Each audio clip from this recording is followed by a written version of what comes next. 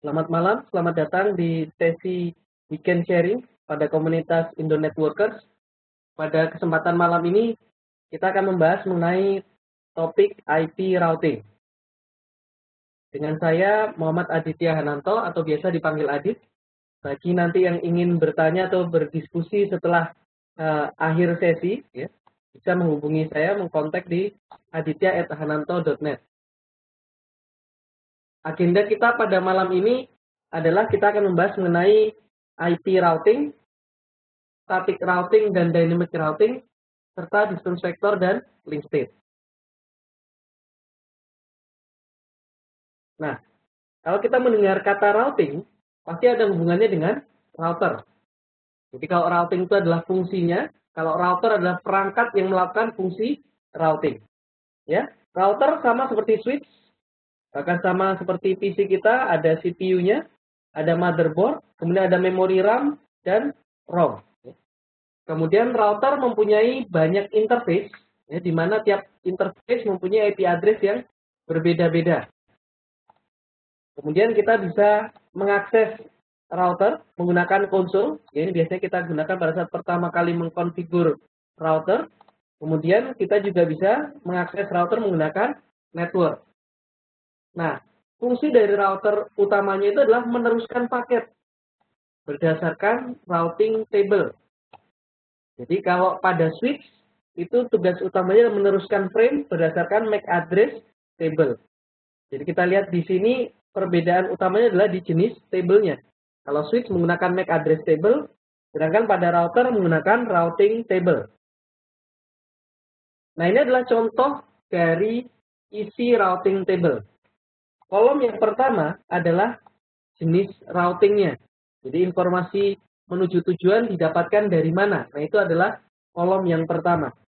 Kemudian kolom yang kedua berisi prefix atau network tujuan. Kemudian kolom berikutnya ini adalah administrative distance, diikuti dengan metrik, dan yang terakhir adalah next hop, menuju tujuan lewat mana. Nah, jadi ketika router melihat IP address tujuan ada di dalam routing table, maka router bisa meneruskan paket ke tujuan.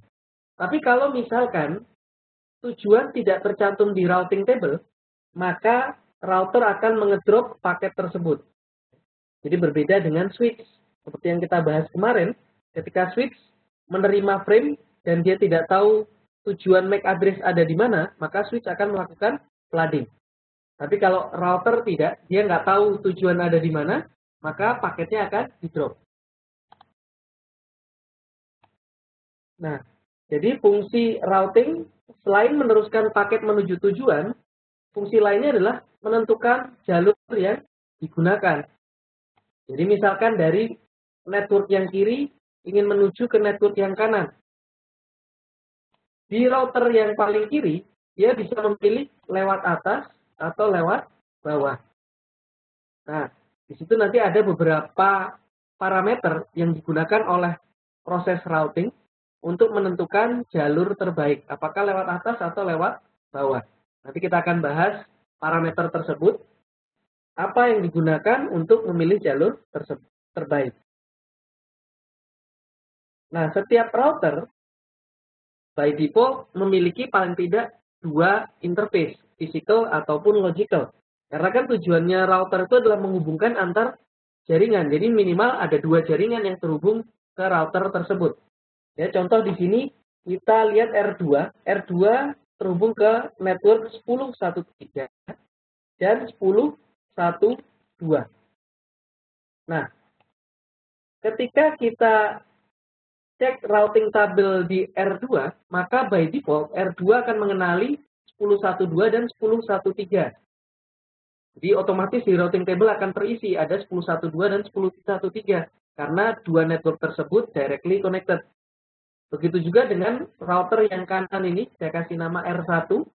Bagi R1, itu ada beberapa network yang directly connected. Yang pertama adalah network yang di kanan ini, network 10.1.1. Kemudian network yang di atas, 10.8.3 sama network yang di kiri 10.1.2. Maka by default ada 3 network atau 3 prefix yang muncul di routing table R1. Nah, R1 by default tidak tahu prefix atau network di belakang router lain. Contoh di sini adalah 10.1.3. R1 nggak tahu. Maka dia harus belajar bagaimana menuju ke 10.1.3. Nah, jadi kita nanti akan menemukan beberapa cara untuk menuju ke 10.1.3. Ya, salah satunya yang paling mudah adalah cara statik yang akan pertama kita bahas. Jadi menuju 10.1.3 lewat R2. Nah, ini dia harus dimasukkan ke dalam R1. Tidak bisa otomatis. Berbeda dengan network yang directly connected. Nah, jadi di dalam routing table itu ada beberapa jenis entry nanti. Yang pertama adalah directly connected yang sudah kita bahas barusan, yaitu semua prefix, semua network yang terhubung langsung di interface router. Ya, kita tidak perlu memasukkan komen apapun. Router sudah mengenali network tersebut, asalkan network interface-nya sudah up dan punya IP address. Kemudian yang kedua adalah static routing. Static routing kita harus masukkan secara manual. Dimasukkan secara manual menuju prefix sekian, tujuannya kemudian lewat mana. Nah, itu kita masukkan secara manual. Cara ketiga adalah dynamic routing. Kalau dynamic routing, antar router itu akan saling bertukar informasi. Jadi routernya itu ngobrol nanti. Router A ngasih tahu router sebelahnya, saya punya network sekian. Kemudian cara keempat adalah default route. Default route itu kita tidak mendefinisikan secara eksplisit menuju tujuan lewat mana. Nah, ini kita hanya bilang kemana saja itu lewat default gateway sekian. Ini mirip seperti kalau komputer kita mau connect ke internet. Komputer kita biasanya punya satu koneksi saja, misalkan lewat WiFi atau lewat LAN, kabel. Nah, kita punya default gateway. Jadi kita masukkan default gateway-nya IP-nya X. Jadi menuju kemanapun, mau ke Google, mau ke Yahoo, mau kemanapun, lempar aja ke IP X tersebut. Ya, X tersebut adalah IP dari gateway atau router. Nanti kita akan bahas static, default route, dan dynamic. Pada slide sebelumnya kita sudah membahas directly connected traffic.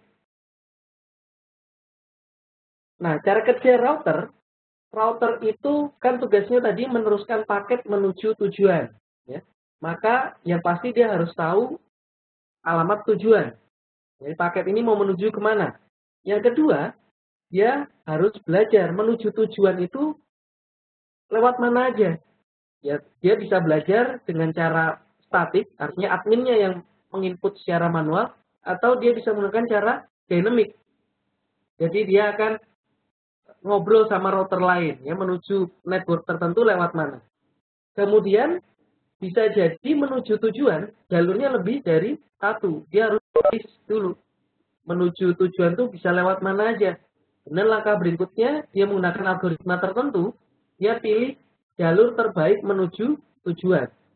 Dan yang terakhir, dia harus maintain. Misalkan jalur terbaiknya atau jalur utamanya itu ternyata saat ini down. Maka dia harus mencari alternatif yang lain.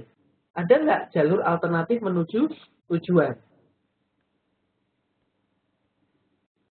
Nah, kita lihat di sini router yang paling kiri, untuk prefix 10.1.20.20 itu by default sudah muncul di routing table. Jadi dia sudah muncul di routing table karena directly connected. Kemudian kalau menuju 172.16 yang ada di kanan, maka router tersebut harus belajar, ya. Yang paling mudah adalah cara statik. Jadi routing protokol itu untuk yang dynamic, kalau statik yang manual. Jadi kalau routing protokol itu adalah protokol untuk menentukan jalur menuju tujuan, ya, secara otomatis. Tapi kalau routed protokol itu adalah protokol yang membungkus paket mau dikirim, yaitu yang kita gunakan sehari-hari umumnya adalah protokol IP kalau di layer 3. Nah, jadi seperti dibahas di awal tadi, static route adalah metode routing yang dilakukan secara manual.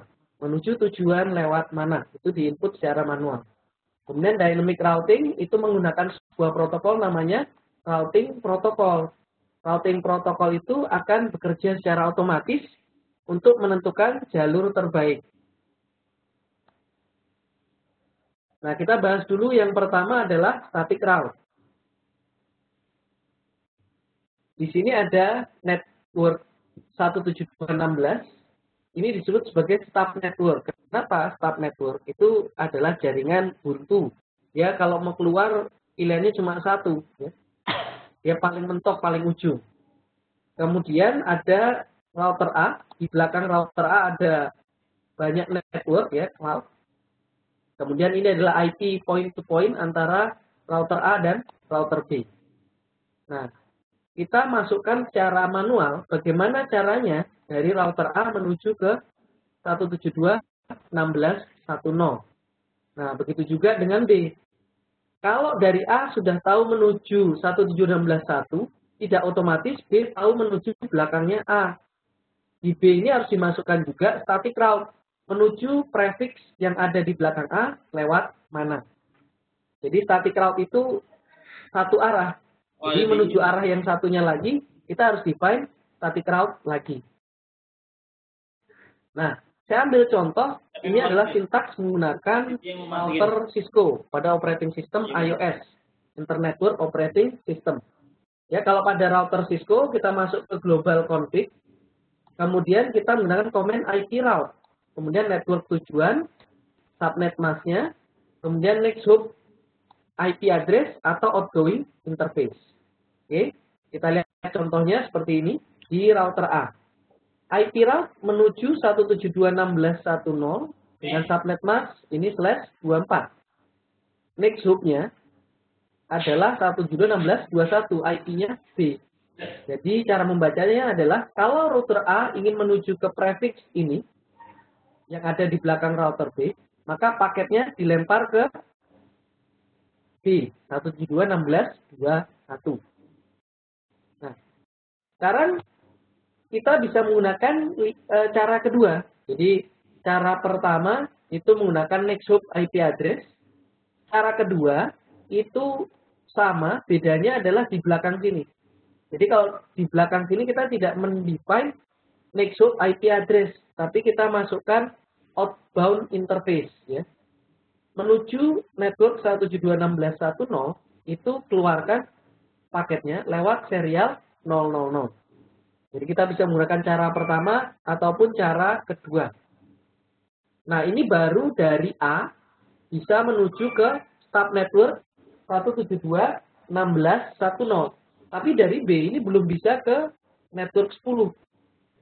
Karena ini static route-nya baru satu arah, dari A ke kanan. Tapi dari B ke kiri belum. Nah, sekarang kita menggunakan default route di sisi router B. Apa itu default route? Default route itu adalah menuju prefix atau jaringan yang unknown, yang dia nggak tahu, lempar ke gateway-nya. Kita lihat router B itu punya dua interface, ke kanan dan ke kiri. Jadi B itu hanya tahu network 172.16.10 sama network 172.16.20. Di luar network itu, B tidak tahu harus lewat mana. Nah, kita lihat B ini jalan keluarnya itu cuma satu. Kalau mau ke jaringan lain pasti lewat A. Tidak ada opsi jalur lain. Maka kita bisa mendefine menuju network 0000 dengan subnet mask 0000. Ini bukan jaringan 0, tapi jaringan yang saya nggak tahu, ya. Kalau bagi B di luar 172.16.1 dan 172.16.2. Jadi semua jaringan di luar itu saya akan lempar ke gateway saya yaitu 172.16.22. Siapa itu? Itu adalah router A. Jadi kalau menuju network 10 oleh B akan dilempar ke A. Mau ke 192.168 lempar ke A. Pokoknya ke semua prefix yang dia nggak tahu di routing table-nya akan dilempar ke router A. Nah, jadi biasanya default route ini kita konfigur di start network. Contoh di sini adalah jaringan di router B, jalan keluarnya cuma satu. Nah, kita bisa verifikasi menggunakan command show IP route. Ini contoh di router Cisco. Show IP route, kalau C itu artinya connected. 10110 directly connected ke serial 000. Ini contoh di sebuah router. Kemudian S ini artinya static. Kalau bintang itu artinya default ya, default route. Menuju any prefix ya, yang saya nggak tahu, lempar ke serial 0. Jadi selain 1011 itu akan dilempar ke serial 0. Baik, itu topik mengenai overview IP routing dan static routing. Jadi sejauh ini kita sudah membahas mengenai 3 jenis entry di routing table. Yang pertama adalah directly connected, kemudian yang kedua adalah static route, yang ketiga adalah default route. Nah, sekarang yang terakhir adalah routing entry berasal dari dynamic routing, ya, menggunakan routing protokol. Nah, apa itu routing protokol? Routing protokol adalah protokol yang digunakan oleh router untuk menentukan jalur terbaik dan untuk memaintain routing table. Jadi sebuah router itu bisa komunikasi dengan router lain menggunakan routing protokol untuk menentukan jalur terbaik. Nah, setelah jalur terbaik tersebut terpilih, misalkan dari router yang paling kiri sudah memilih untuk lewat atas menuju jaringan yang kanan, maka router tersebut bisa meneruskan router protokol. Router protokol yang banyak kita gunakan adalah IP. Jadi semua paket-paket dibungkus dengan IP header, kemudian diteruskan oleh router menuju tujuan. Nah, ini adalah contoh routing table di router paling kiri. Jadi yang connected 10.1.20.20, kemudian dia mendapat informasi menuju prefix 172.16.10 dan 30 melalui routing protokol yang berbeda. Menuju yang 172.16.10 dapat dari RIP, Routing Information Protocol. Kemudian yang 172.16.30 dapat informasi dari Routing Protocol EIGRP. Nah, nanti kita akan bahas lebih detail. Mungkin untuk RIP EIGRP, kita akan bahas lebih detail di sesi sharing berikutnya. Nah, di dalam jaringan kita akan menemui istilah namanya AS atau Autonomous System. Nah, apa itu Autonomous System? Autonomous System itu adalah sekumpulan jaringan yang dikelola oleh satu pihak. Jadi dalam satu AS itu ada banyak sekali network dan banyak sekali router. Nah, antar AS itu dibedakan dengan nomor. Ya.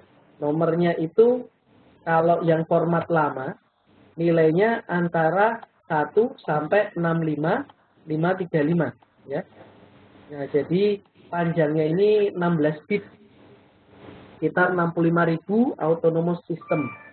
Ya, tapi sekarang sudah ada penomoran baru 32 bit. Jadi 1 sampai 4,2 miliar. Jadi sudah diperbanyak dari 16 bit menjadi 32 bit.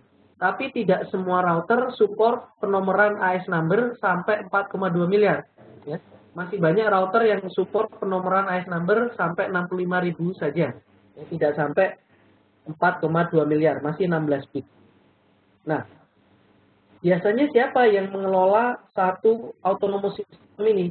Ya, biasanya large enterprise atau large ISP, ya ISP besar atau perusahaan-perusahaan besar. Mereka biasanya mempunyai autonomous system sendiri. Nah, autonomous system itu seperti IP address, ada yang private, ada yang public. Kalau yang private itu tidak berlaku di internet. Kalau public, itulah AS number yang digunakan di internet. Nah, jadi kalau perangkat-perangkat yang terhubung di internet itu pasti menggunakan AS number public. Ya, misalkan server-server Google yang bisa diakses dari internet, itu pasti masuk ke dalam AS number yang public. Nah, berapa saja nomor AS private dan AS public? Kalau AS private itu nomornya 64512 sampai terakhir ya.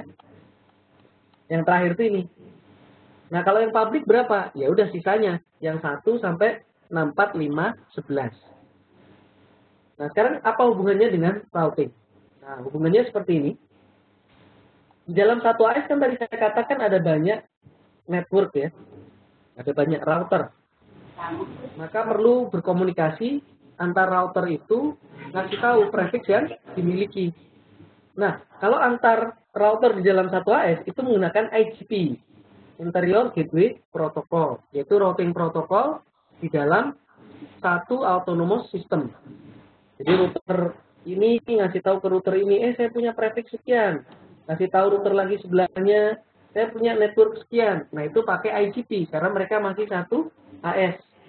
Nah, tapi kalau beda AS, contohnya router yang AS 100, ngasih tahu ke AS 200. Woi, AS 200, saya punya 5000 network nih. Networknya ini. Nah, kalau beda AS, itu menggunakan Exterior Gateway Protocol. Jadi kalau Exterior Gateway Protocol digunakan antar AS. Jadi bedanya interior sama Exterior Gateway Protocol adalah kalau interior adalah routing protokol di dalam satu AS, sedangkan kalau antar AS menggunakan Exterior Gateway Protocol.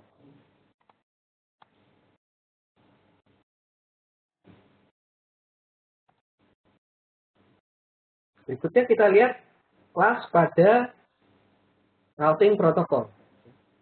Yang pertama ada distance vector, yang kedua ada link state, dan yang ketiga ada hybrid routing.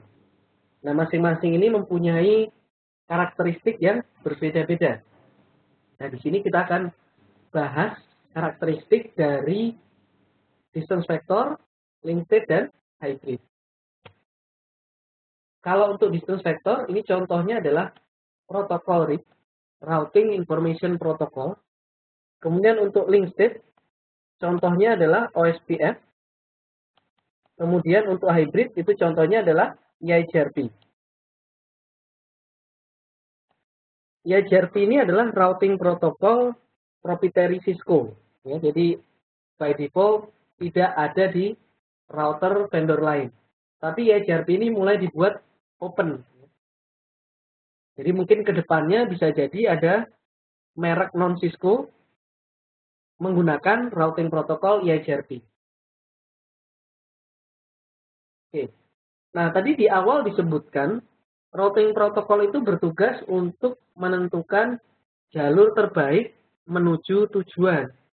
Nah, jalur terbaik menuju tujuan, parameter pertamanya adalah dicari administrative distance yang terkecil.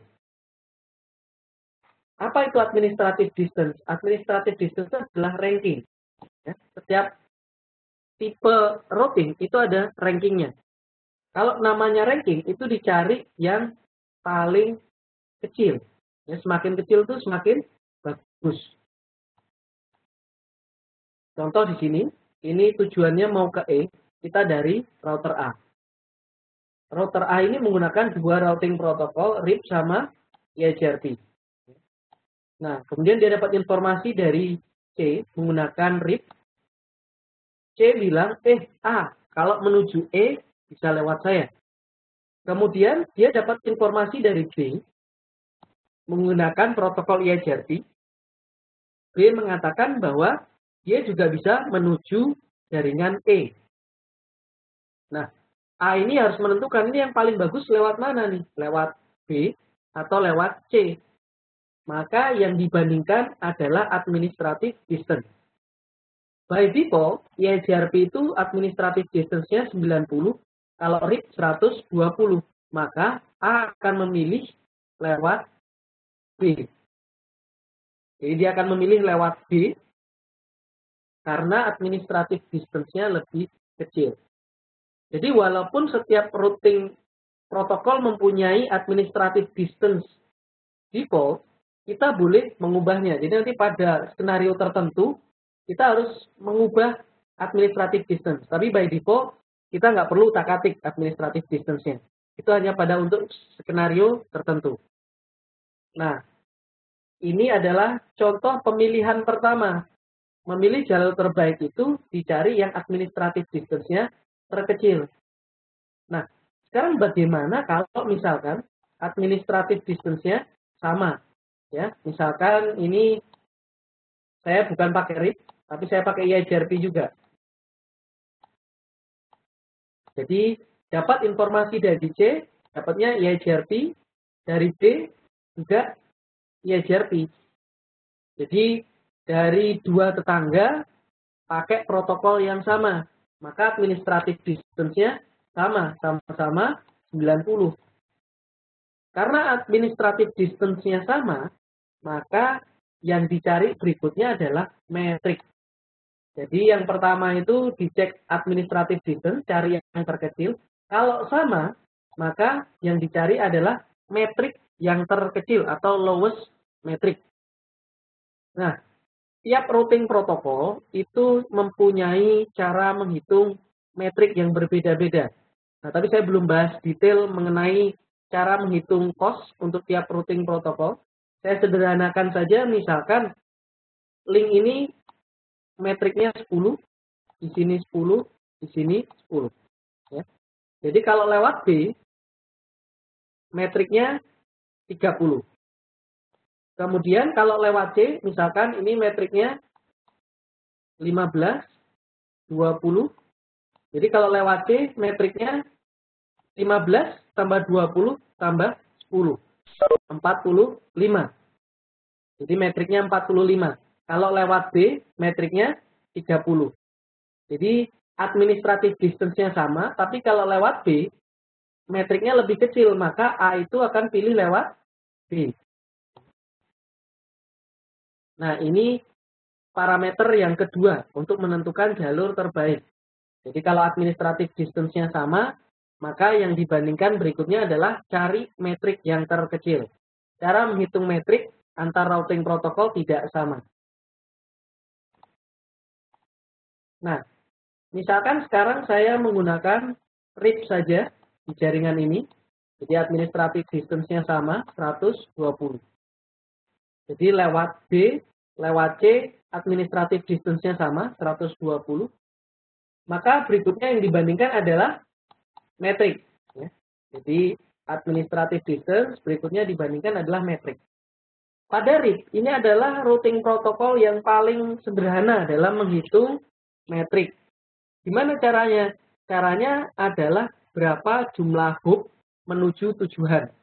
Ya, hop count. Hop itu artinya router. Ya. Berapa router menuju tujuan.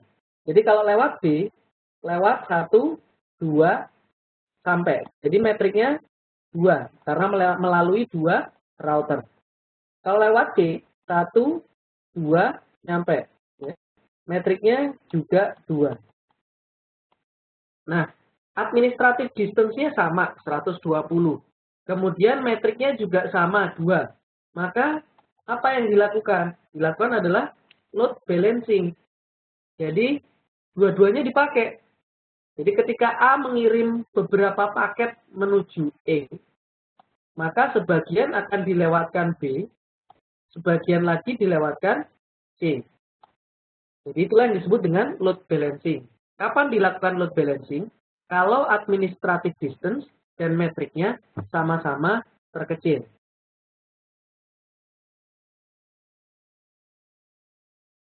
Routing protokol, tadi kita sudah lihat ada beberapa jenis ya. Ada interior gateway protocol dan exterior gateway protocol. Jadi kalau interior 1AS, eksterior beda AS. Kemudian ada beberapa jenis kelas, distance vector, state, dan hybrid. Nah, berikutnya, routing protokol juga dibedakan berdasarkan cara mengirim update, yaitu classful routing protocol dan classless routing protocol. Nah, perbedaannya itu sederhana. Classful, ketika mengirim update, itu tidak membawa informasi subnet mask. Jadi ketika ngasih tahu ke router lain mengenai sebuah prefix, itu subnet masknya nggak dikasih tahu. Jadi ini adalah metode routing protokol yang lama. Jadi dulu itu ceritanya bandwidth terbatas. Jadi supaya menghemat besarnya routing update, ya informasi routing kepada tetangganya itu nggak bawa subnet mask. Jadi hanya bawa prefix, misalkan saya punya network 10.110, tapi subnet masknya tidak diberitahukan kepada tetangganya. Nah, contoh dari classful routing protocol ini adalah RIP dan IGRP. Ini semuanya masuk kelas distance vector. Nah, kalau classless, ya tinggal kebalikannya. Kalau classless itu ketika mengirim update, membawa informasi subnet mask. Oke, kita lihat contohnya seperti ini.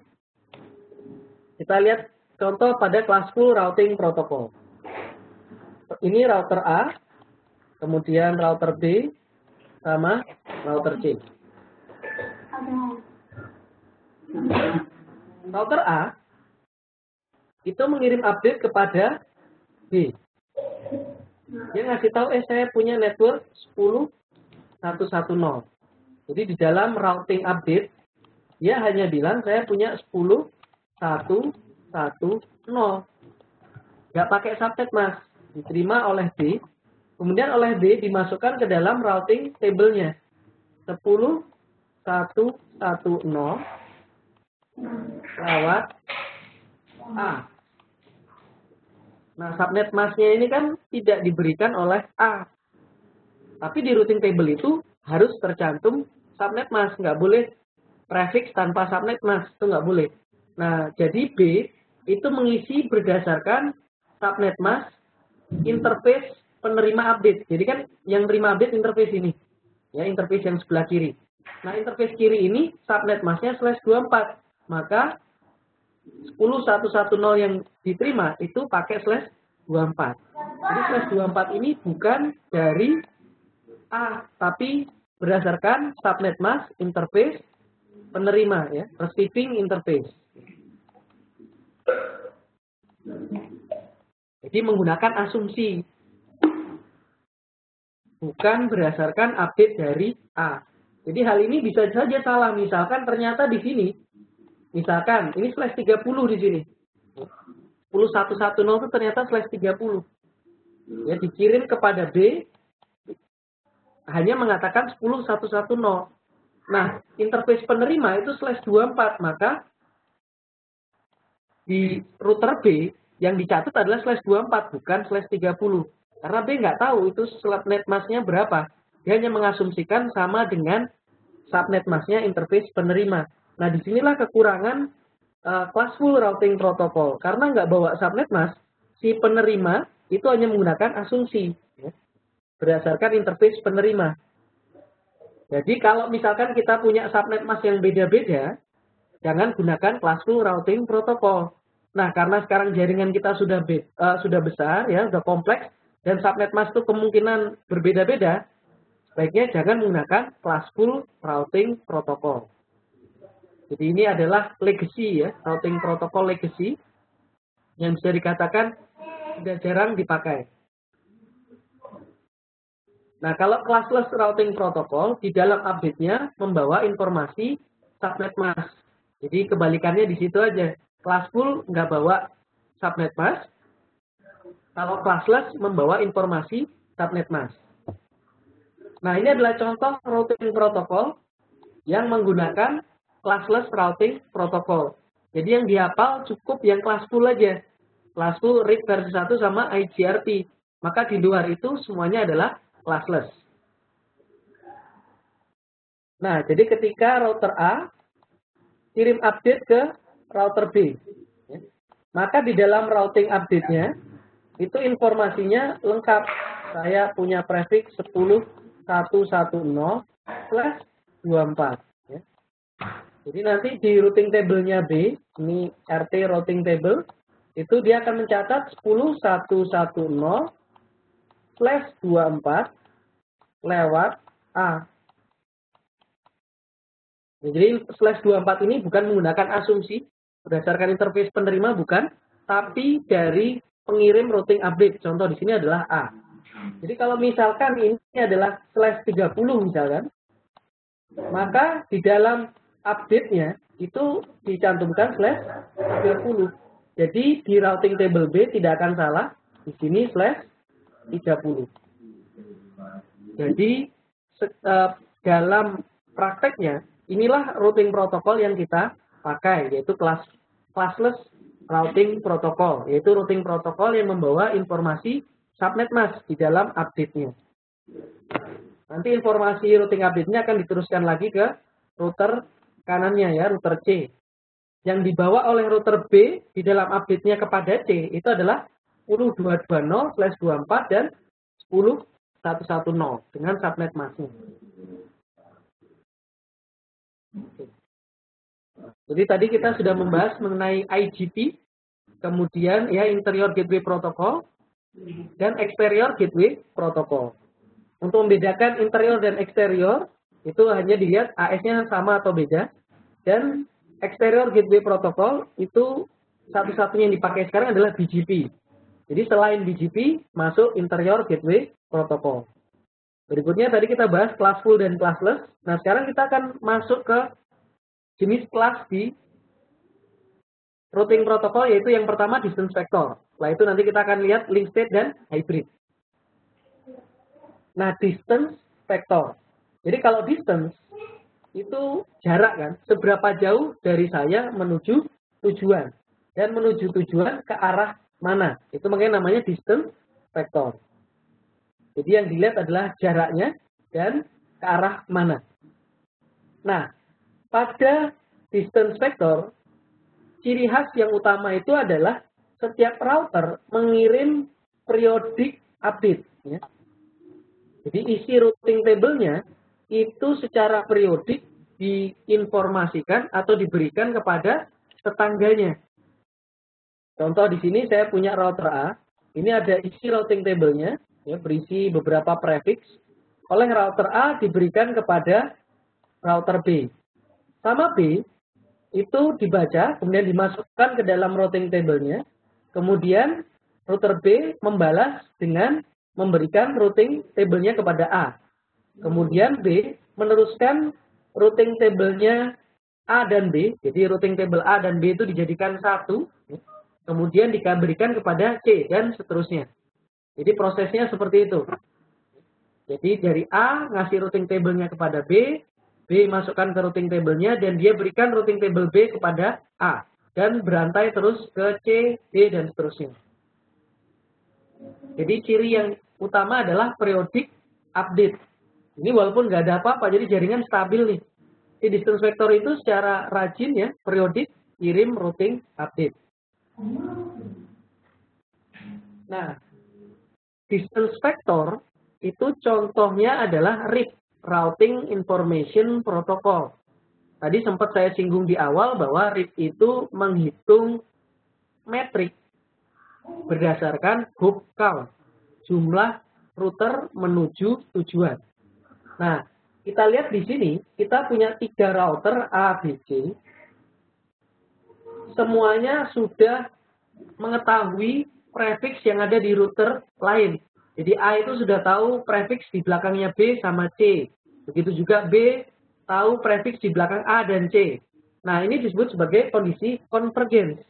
Jadi kalau router-router sudah saling kirim routing update, mereka sudah tahu prefix di belakang masing-masing. Jadi routing table-nya lengkap, itu disebut sebagai convergence.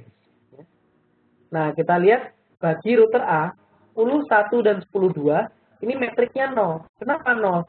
Karena directly connected. Dia tidak perlu melalui router lain menuju prefix tersebut. Nah, kalau menuju ke 10.3, yang ada di belakang B, metriknya 1. Ya, karena melalui satu router baru nyampe ke 10.3. Berikutnya adalah 10.4, itu metriknya 2, karena melewati B, kemudian ke C, baru sampai ke tujuan 10.4. Ya. Begitu juga dengan router B, untuk prefix yang directly connected, metriknya 0. Sedangkan prefix lain itu ada nilai metriknya. Kalau mau ke 10.1, metriknya 1, kemudian mau ke 10.4, metriknya juga 1, ya, melewati satu router.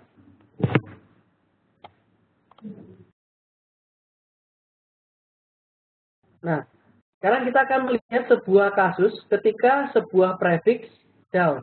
Ya. Nah, ini dalam kondisi convergence saat ini kondisi jaringan stabil, tidak ada yang down.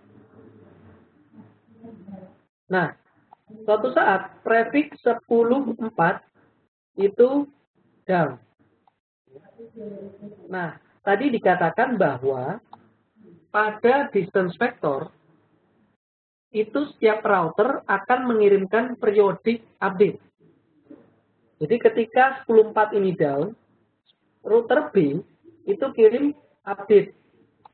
Kebetulan dia jatahnya dia kirim update nih. Ya kalau RIP itu kirim update setiap 30 detik sekali. Ini jaraknya termasuk pendek ya. Jadi 30 detik sekali dia kirim routing update. Walaupun kita bisa tuning, kita bisa ganti waktu untuk periodik update-nya. Tapi kita bicara default yaitu 30 detik. Nah ketika 10.4 ini down, si router C itu yang pertama kali tahu ya karena directly connected. Maka dia update 10.4 lewat Ethernet 0 statusnya down. Nah, kemudian router B bilang kepada A dan T, menuju 10.4 ya, metriknya kalau lewat saya metriknya 2. Nah, jadi kalau pada RIP, ketika kita kirim update ke tetangga, metriknya itu ditambahkan 1. Jadi kalau bagi B metriknya 1, maka ketika dia update ke tetangganya, metriknya jadi 2. Nanti dioper lagi metrik jadi 3 dan seterusnya. Karena kan yang dihitung jumlah hop count. Jadi B bilang kepada A, menuju 10.4, metriknya 2. Nah, ini dicatat oleh A. Nah, yang sampai kepada C, itu juga sama. Menuju 10.4, metriknya 2. Nah, C ini kan sekarang down. Dan dia terima update dari B, metriknya 2. 2 itu lebih bagus daripada down. Jadi kalau pada routing protokol kan dicari metrik yang terkecil. 2 itu lebih kecil dibandingkan down. Maka router C ngupdate routing table-nya. Oh, menuju 10.4 itu ternyata bisa lewat serial 0, yaitu lewat B dengan metrik 2. Jadi C itu belum sempat ngupdate ke B mengatakan down, dia udah terima update dari B mengatakan menuju 10.4 bisa lewat B dengan metrik 2. Nah, ini mulai timbul problem. Inconsistent routing entry. Problemnya apa? Seperti ini. Misalkan di router A, dia terima paket menuju 10.4. Nah, router A ini akan ngecek routing table-nya. Menuju 10.4 itu lewat serial 0. Ya, lewat B. Dilemparlah ke B. Sampai di B, dia baca lagi menuju 10.4 lewat serial 1 ke C. Nah, sampai di C, menuju 10.4 di routing table-nya lewat serial 0, lewat B. Jadi balik lagi ke B. Di B balikan lagi ke C. C balikan lagi ke B dan seterusnya. Ini yang disebut sebagai routing loop. Jadi paketnya itu muter aja, balik lagi dari B ke C, C balik lagi ke B dan seterusnya. Ya, paketnya itu akan di drop setelah time to leak-nya habis. Ya. Tapi paketnya akan muter-muter dulu sebelum time to leak-nya habis. Nah, kenapa hal ini terjadi? Nah, ini asal mulanya adalah karena ketika ada prefix yang down, itu kan punyanya C aslinya ya. 10.4 tersebut asalnya dari C. Ternyata router B itu mengirim informasi tentang 10.4 kepada C. Padahal asalnya itu 10.4 itu asalnya dari C. Tapi router B memberikan informasi tersebut kembali kepada C karena asalnya dari C sama B kirim update juga kepada C tentang 10.4. Jadi untuk mencegah routing loop, kita mempunyai rule namanya split horizon. Jadi ini yang paket looping tadi seperti saya gambarkan karena kesalahan entry di router C. Router C terima update dari B tentang 10.4. Itu masalah utamanya. Makanya solusinya adalah menggunakan split horizon. Apa itu split horizon? Tidak boleh mengembalikan informasi kepada pemberi informasi. 10.4 itu ada di kanan. Arahnya datang dari kanan ke kiri, informasi 10.4 itu. Maka kita tidak boleh mengembalikan informasi 10.4 ke arah asalnya, ke arah kanan. Jadi saya analogikan seperti ini. Misalkan di awal saya memberikan informasi bahwa nanti tanggal 7 Juni ada sesi mengenai IP routing, ya, linknya ada di sini, di Webex. Nah, informasi itu nggak perlu dikembalikan ke saya, karena asalnya kan dari saya. Ya, jadi split horizon itu kalau memberikan informasi nggak boleh dibalikin ke arah pengirim. Itu intinya. Nah, kalau split horizon sudah berfungsi, maka tidak akan terjadi routing loop. Misalkan seperti ini. Ini 10.4 mati, down. Maka router C bisa mengupdate 10.4 ini sekarang down. Nah, B ini kan tidak akan pernah memberikan informasi 10.4 kepada C. Jadi C bisa ngasih kepada B, 10.4 sekarang kondisinya down. Maka di B itu akan diupdate 10.4 down. Nanti B ngasih kepada A 10.4 juga down. Maka tidak akan terjadi looping. Jadi ini adalah rule atau fitur utama untuk mencegah looping di distance vector, yaitu split horizon. Jadi kalau ditanya apa itu split horizon, rule tidak boleh mengembalikan routing update ke arah pemberi. Itu intinya. Oke. Sekarang kita lihat ini sudah jalan split horizon-nya. Jadi begitu 10.4 mati, maka C akan memberikan routing update dengan metrik infinity. Artinya metrik yang paling besar. Makin besar metrik kan jelek ya. Nah itu artinya down. Kalau di RIP, kalau saya contohkan RIP, metrik down itu sama dengan 16. Jadi RIP itu metriknya hanya boleh antara 0 sampai 15. Jadi kalau 16 itu artinya network tersebut down. Kemudian B ngasih tahu kepada A bahwa metriknya 16 alias down. Nah itu disebut sebagai route poisoning. Jadi apa itu route poisoning? Mengirim update dengan metrik infinity alias down. Kemudian router yang menerima route poisoning, dia membalas dengan poison reverse. Jadi poison reverse itu fungsinya seperti ACK atau acknowledgement. Ya, ngasih tahu bahwa oke, metriknya memang down, infinity. Saya sudah menerima update tersebut bahwa metrik prefix 10.4 down. Jadi kalau route poisoning itu asalnya dari pengirimnya, yaitu C kalau dicontoh di sini. Ya, jadi asalnya dari C. Kalau poison reverse, setiap router yang menerima route poisoning, dia mereply dengan poison reverse. Nah, apakah ini melanggar split horizon? Kok informasinya balik lagi ke kanan? Tidak ya. Memang melanggar split horizon, tapi metriknya infinity. Jadi hanya semacam konfirmasi bahwa oke, saya sudah tahu bahwa metriknya itu infinity, metriknya down. Jadi ada pertama tadi split horizon, tidak boleh mengembalikan informasi.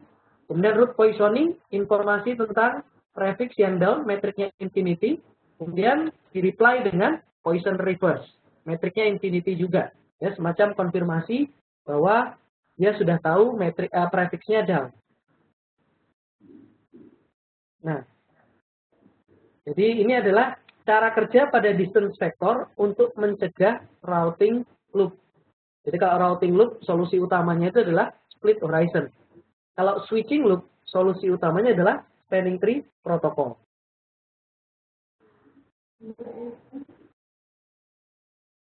Nah, di sini ada istilah hold down timer. Jadi routing protokol itu mempunyai hold down timer. Jadi ketika dia kirim update kepada neighbornya, maka sebuah router itu akan menginputkan bahwa statusnya possibly down. Jadi masuk ke dalam hold down timer. Nah, ketika router B menerima update lagi, bahwa prefix ini sudah nyala, prefixnya ini udah up. Oleh router B, prefix tersebut statusnya tidak langsung diganti jadi up atau aktif, bukan. Tapi tetap possibly down. Kenapa? Karena khawatirnya ini masih belum stabil. Jadi terima update up, nanti down lagi. Ya, jadi ada waktu toleransi. Jadi hold on timer ini beda-beda. Ya, contohnya kalau pada RIP itu sekitar 180 detik atau 3 menit. Jadi selama 3 menit itu statusnya possibly down. Kemudian nanti kalau setelah 3 menit masih up, jadi udah terima update bahwa itu up. Nah, itu baru diganti statusnya menjadi up. Nah, ketika prefix sudah up, maka dilakukan trigger update. Jadi, walaupun distance vector itu sifat defaultnya kan periodik ya. Jadi, dia kirim secara periodik update. Nah, tapi distance vector itu juga ada triggernya. Jadi, kalau ada perubahan topologi, ya, jadi misalkan ada network yang down atau network yang up, maka informasi update itu dikirim saat itu juga. Jadi, tunggu 30 detik berikutnya enggak, tapi langsung dikirim saat itu juga. Oke, sekarang kita review lagi tentang split horizon, hold on timer, route poisoning, dan poison reverse. Nah, kita lihat router B ini punya prefix 10.4. Kalau dalam kondisi convergence, maka router E yang paling kiri itu tahu tentang 10.4. Dan dalam kondisi normal itu berlaku split horizon. Dari kiri tidak boleh update ke kanan tentang 10.4. Karena 10.4 itu asalnya dari kanan. Nah, suatu saat 10.4 ini down. Maka B akan mengirim route poisoning kepada A dan D. Kemudian A dan D akan meneruskan route poisoning kepada E. Jadi route poisoning itu berisi metrik infinite alias down tentang 10.4.00. Kemudian yang menerima route poisoning akan menghitung hold on timer. Router E ketika terima route poisoning akan menghitung hold on timer. Ya, kalau pada RIP kurang lebih 3 menit. Nah, di dalam routing table itu statusnya possibly down. 10.4.00 possibly down. Ketika ada paket menuju 10.4 oleh router E, ini hold on timernya belum habis. Ya, kalau misalkan hold on timernya 3 menit habis dan prefix tersebut masih down, maka akan dihapus dari routing table. Tapi ini masih dalam waktu toleransi hold on timer 3 menit. Nah, ketika E lihat di routing table-nya 10.4 possibly down. Nah, tapi tetap diteruskan karena di routing table-nya masih ada. Diteruskan kepada router A. Kemudian router A teruskan ke B, ternyata prefix ini masih mati 10.4. Maka paketnya di drop. Karena memang masih belum up. Nah, ketika 10.4 itu up, maka B secara trigger update. Jadi saat itu juga sesegera mungkin menginformasikan kepada A sama D bahwa 10.4 sudah up. Jadi tidak perlu menunggu hold on timer habis atau menunggu periodik update-nya. Baik, ini cara kerja pada distance vector, yaitu melakukan periodik update dan menggunakan split horizon untuk mencegah routing loop. Berikutnya kita akan membahas mengenai link state routing protocol. Link state routing protocol itu mempunyai beberapa table, beda dengan distance vector. Kalau distance vector itu hanya punya routing table saja. Tapi kalau link state itu dia mempunyai neighbor table. Dan neighbor table itu berisi tetangganya yang sama-sama pakai link state. Link state routing protocol yang paling populer itu adalah OSPF, ya, Open Shortest Path First. Jadi C ini pertama kali akan kenalan dulu dengan B sama D yang sama-sama pakai OSPF atau Link State Routing Protocol. Kemudian dicatat di neighbor table. Kemudian antara C, A, B, dan D mereka akan saling bertukar routing update. Kalau pada link state nama routing update-nya adalah LSA, Link State Advertisement. Jadi link state advertisement ini berisi prefix di tiap router.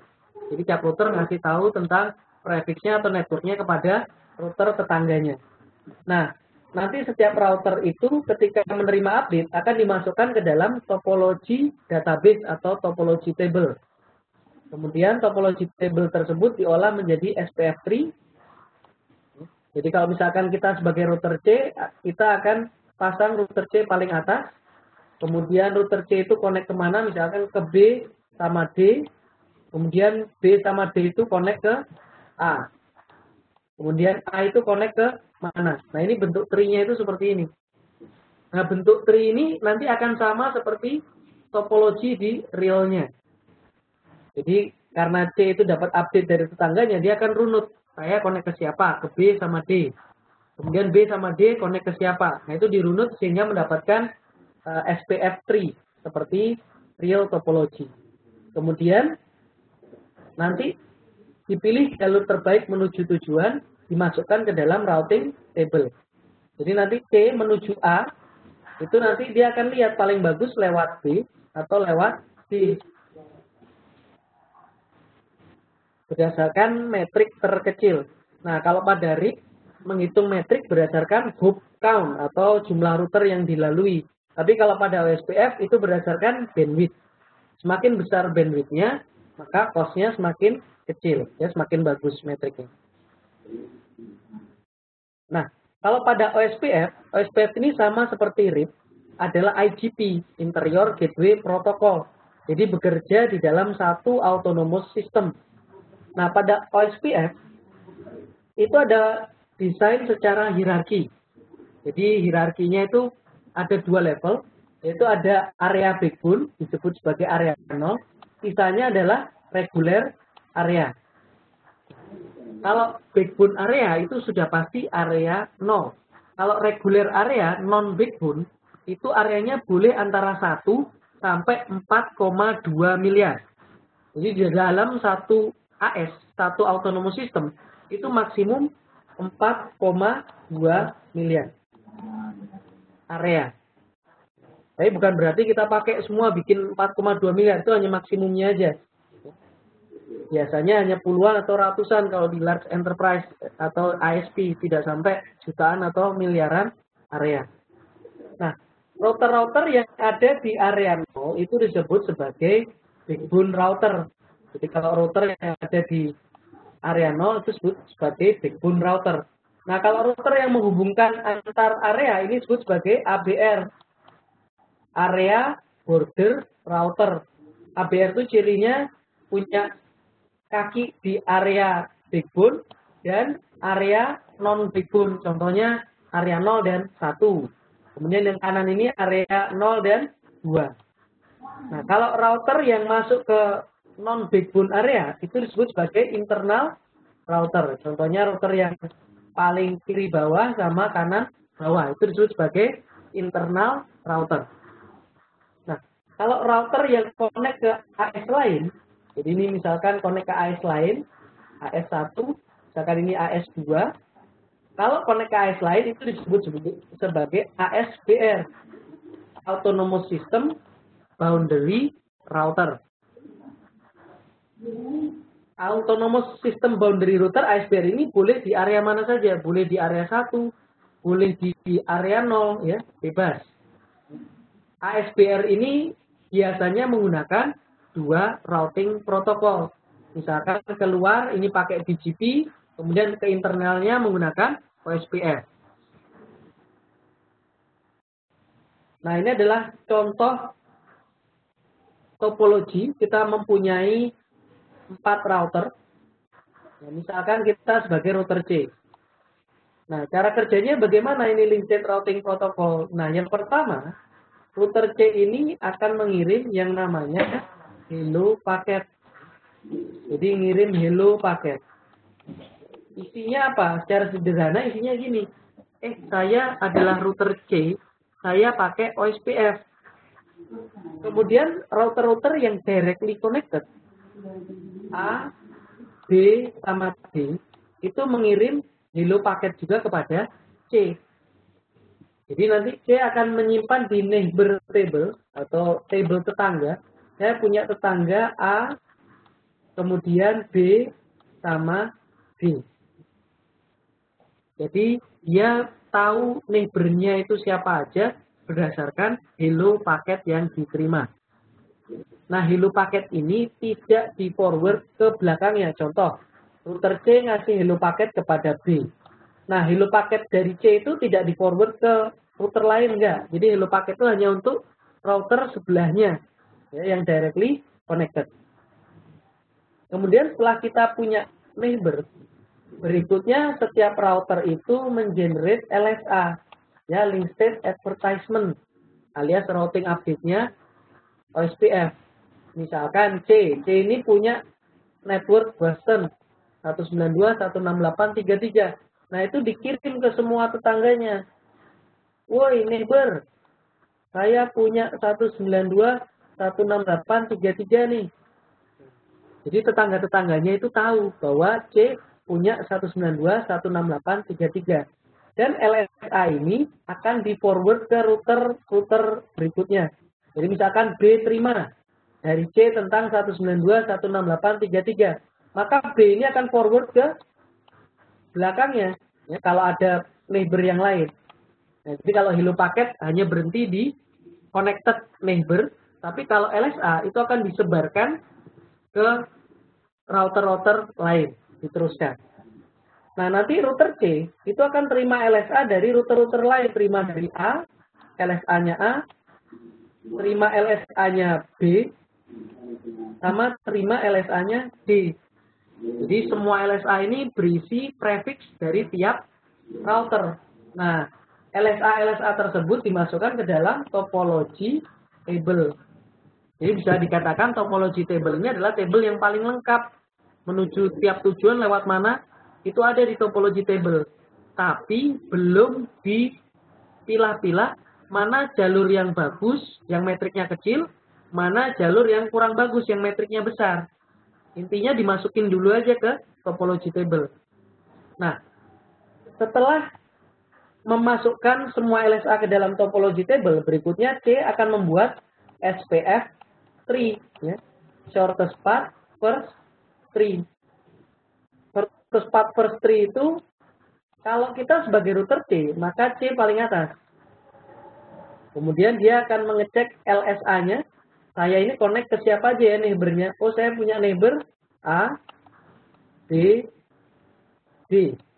Sama network Boston. Nah, seperti ini. Berikutnya, A, dicek LSA-nya A. Berikutnya dicek LSA A. A itu connect kemana aja? Oh, ternyata A itu connect ke B sama ke New York. Kemudian B itu connect kemana aja? B ke D, kemudian ke San Francisco. Nah, terakhir dicek LSA-nya D yang diterima oleh C. LSA-nya D mengatakan bahwa D itu connect ke B, connect ke C, dan connect ke Los Angeles. Nah, jadi berdasarkan semua LSA yang kita terima, kita bisa tahu router A itu connect kemana aja, router B connect kemana aja, dan router D connect kemana aja. Nah, makanya router C bisa membentuk SPF tree seperti ini. Karena dia menerima LSA dari semua router. Nah, berikutnya, ini akan mengisi routing table. Menuju New York, itu paling bagus lewat mana ya? Nah, ini berdasarkan metrik terkecil. Nah, di dalam LSA, itu ada informasi mengenai cost atau metrik. Kalau pada OSPF, dihitungnya berdasarkan bandwidth.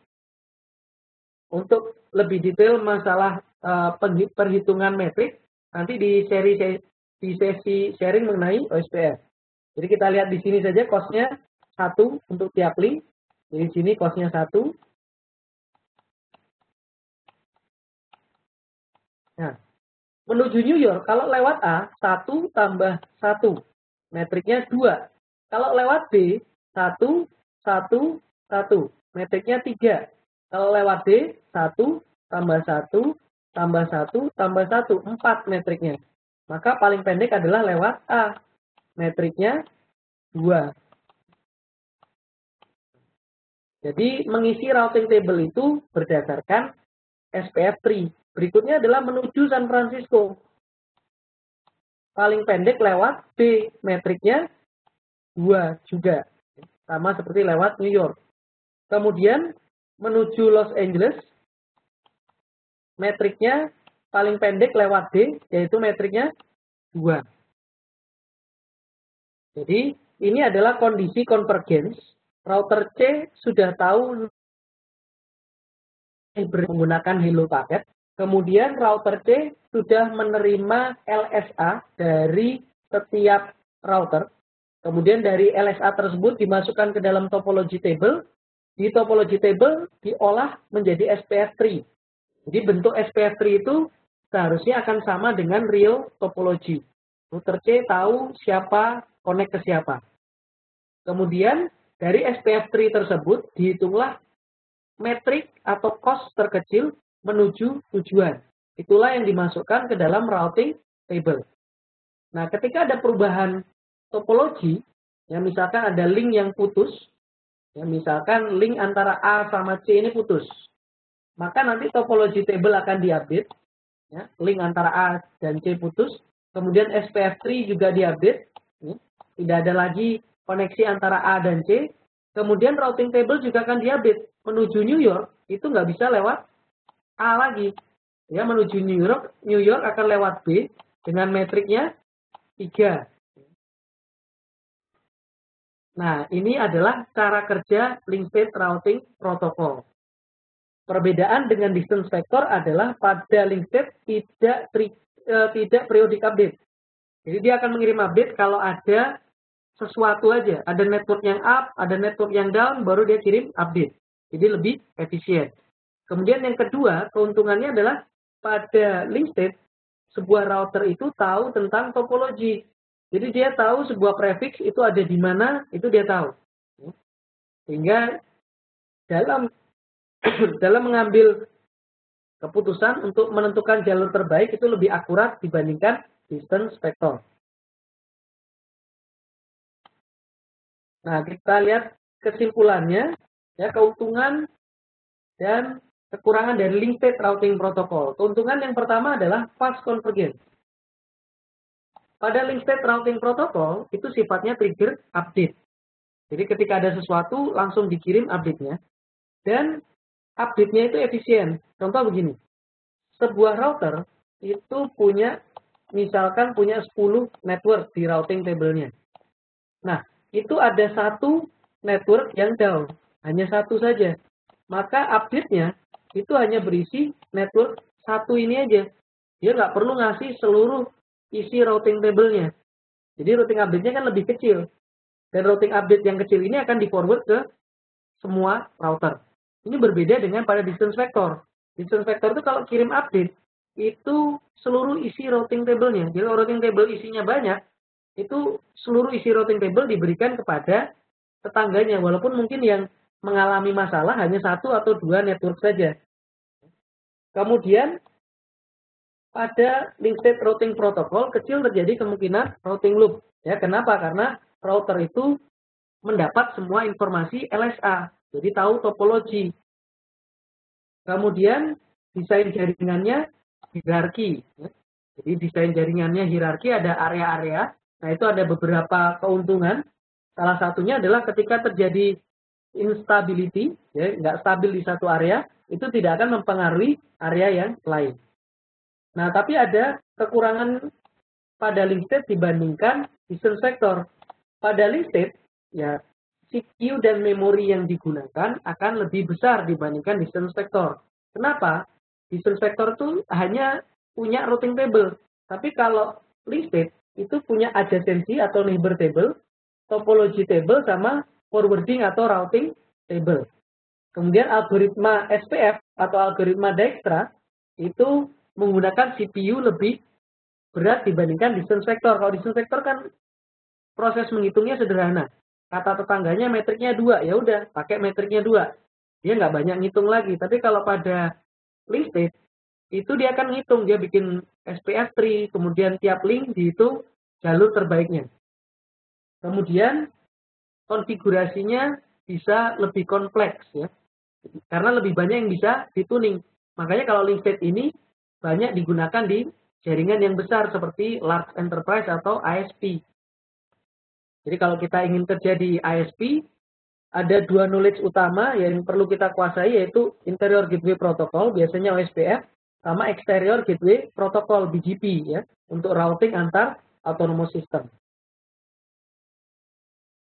Baik, itu adalah topik terakhir kita. Jadi tadi kita sudah membahas mengenai IP routing. Jadi apa itu routing? Yaitu meneruskan paket berdasarkan routing table.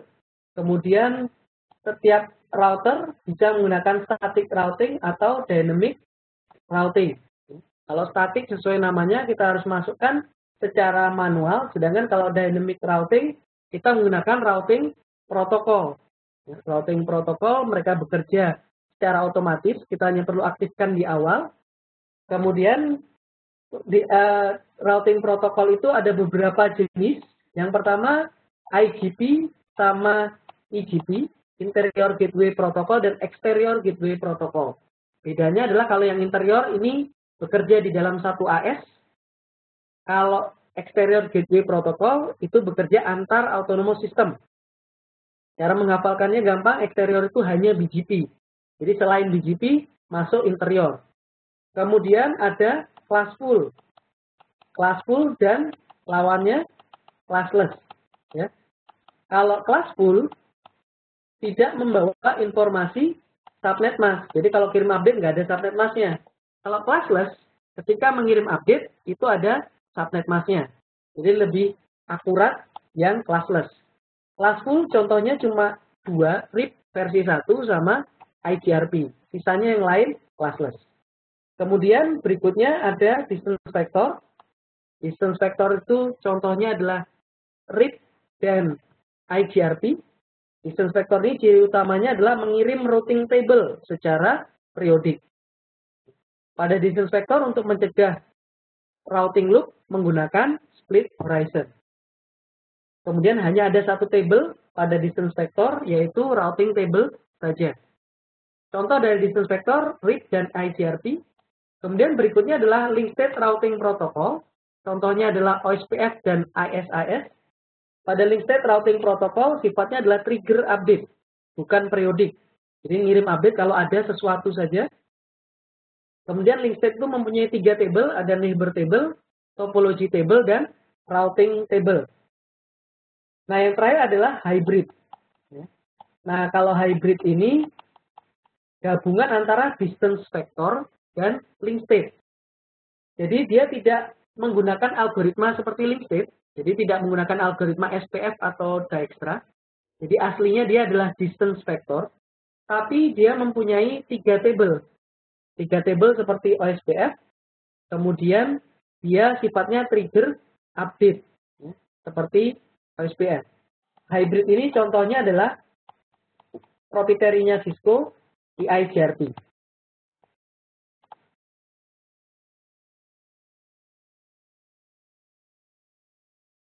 Terima kasih bagi yang telah join di sesi sharing pada kesempatan kali ini.